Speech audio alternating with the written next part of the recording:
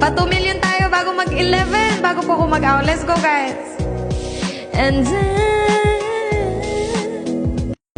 sa lahat ng mga magpaparang 12 dyan, magtatap at magsusubscribe, magshishare, magkakajowa, kayo po na nakaupo, subukan niyo naman tumayo, at baka matanaw, at baka matanaw na niyo ang tunay na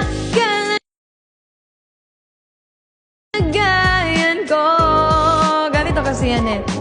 Tao po, nandiyan po ba kayo sa loob na malaking bahay at malawak na bakuran, mataas na pader, pinapaligiran at nakapilang mga mamahaling sasakyan, mga bantay na lagi bulong ng bulong, wala namang kasal pero marami ang nakabarong lumakas. Manangulan ay walang butas ang bubong, mga plato at kutsara na hindi kilala. Ang tutong at ang kanin ay simputi ng gatas na nasaka. At kahit na hindi Pasko sa lamesa ay may hamon. Ang sarap siguro manin sa bahay na ganyan. Sabi pa nila ay dito mo rin matatagpuan ang tao na nagmamay-ari ng isang upuan, na pag may pagkakatao pinag-aagawan, kaya naman hindi niya pinagkakawalan. Kung makikita ko lamang siya ay ayoko na nakaubo, subukan niyo naman tumayo, at baka matanaw, at baka matanaw na niyo ang tunay na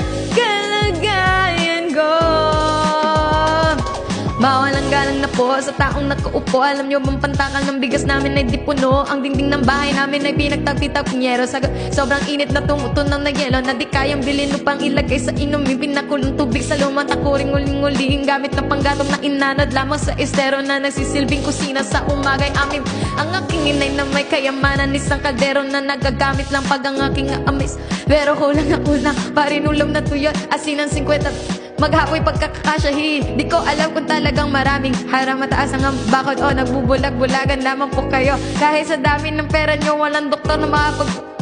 Kaya, huwag ka masyadong halata. Bato sa langit, thank you, ang mata maayo at magari.